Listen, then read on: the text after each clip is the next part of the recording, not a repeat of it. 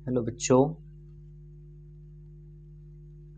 देखिए जो आज का हमारा टॉपिक रहेगा ये है angle of minimum deviation and prism formula.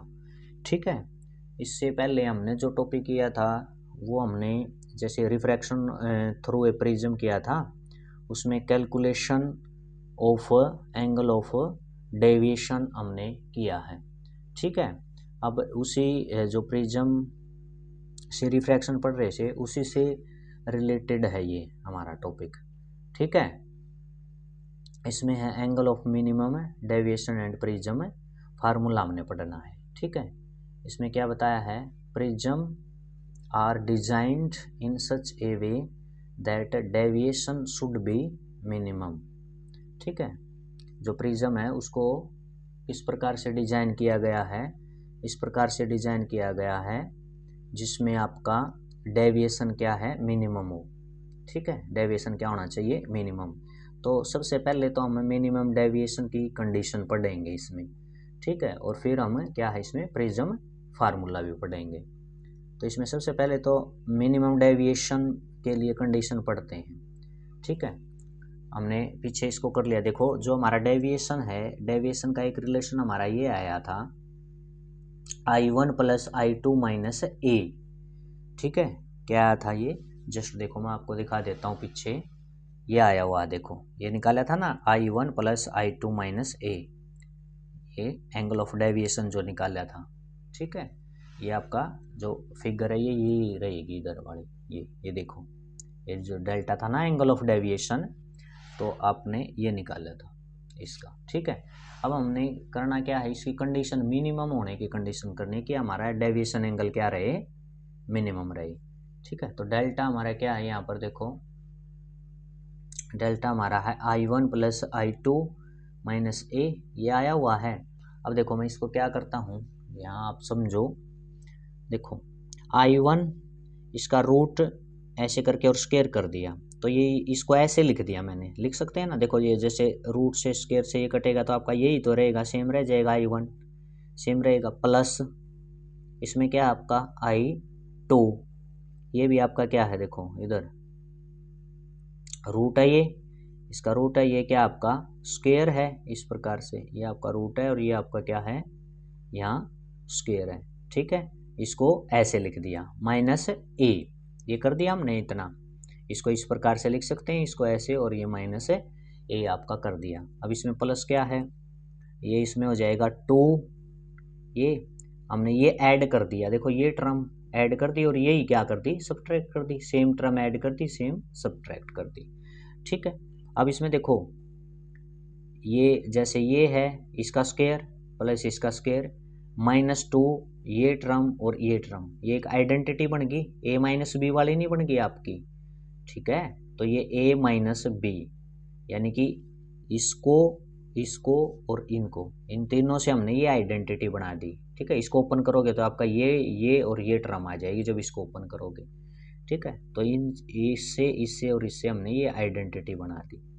ठीक है, ए माइनस बी वाली, देखो प्लस वाली भी बनती है लेकिन यहाँ मैंने माइनस वाली बनाई है, ये आगे बताएंगे क्यों बनाई है।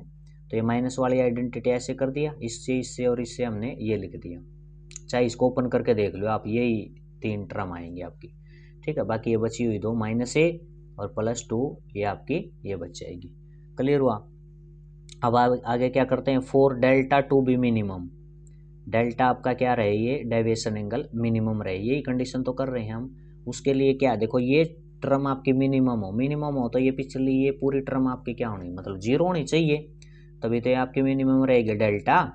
ठीक है, तो इसमें देखो ए है जो, ये तो आपका 0 होगा नहीं, क्योंकि एंगल का ये प्रिज्म का एंगल है, तो प्रिज्म का एंगल 0 थोड़ी हो सकता है, तो ये ए आपका 0 नहीं होगा।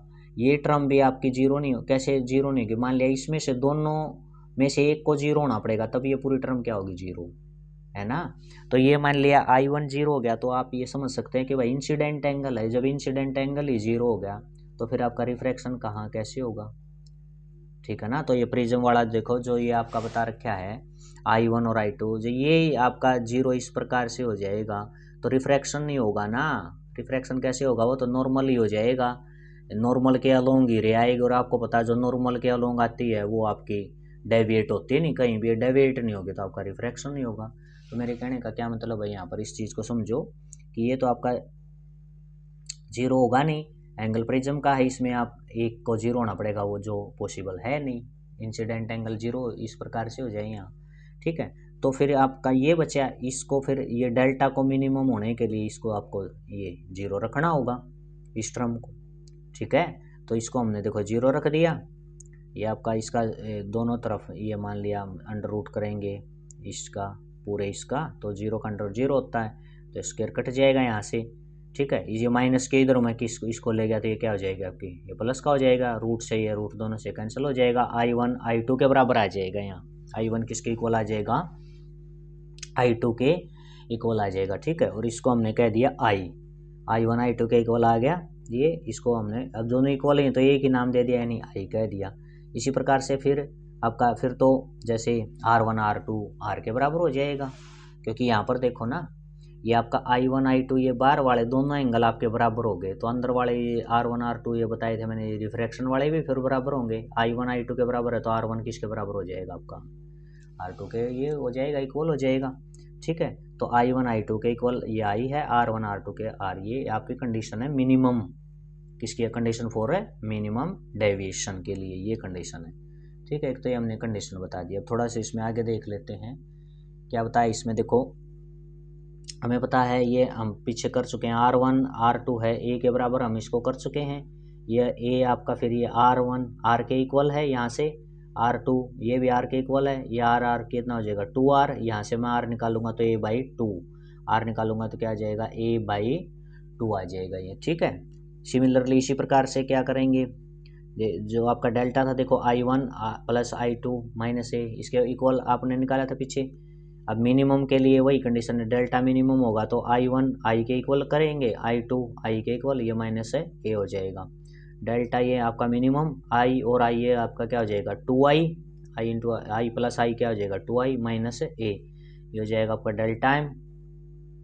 ठीक है, इसको इधर A को इधर लेके आएंगे माइनस का, ये प्लस का A हो जाएगा 2I, यहाँ से मैं I निकालूंगा तो 2 इसके नीचे आ जाएगा, ये आपका I आ जाएगा। ठीक है, ये आपका R इस टर्म में ये आपका आया हुआ है। अब प्रिज्म फार्मूले के लिए हमने क्या करना है, देखो प्रिज्म फार्मूले के लिए करना हमने क्या कर दिया, according to Snell's law. Snell's law के अकॉर्डिंग क्या हो जाएगा, जो म्यू है रिफ्रैक्टिव इंडेक्स है वो क्या हो जाएगा sin I by sin R, क्या हो जाएगा sin I by sin R होता है आपका रिफ्रैक्टिव इंडेक्स। ठीक है, अब यहाँ पर I की जो वैल्यू है ये देखो ये आई हुई है डेल्टा M प्लस A/2, ये रख दी हमने, और R की वैल्यू ये आई हुई है A/2, तो ये और ये वैल्यू I और R की जगह हमने यहाँ रख दी।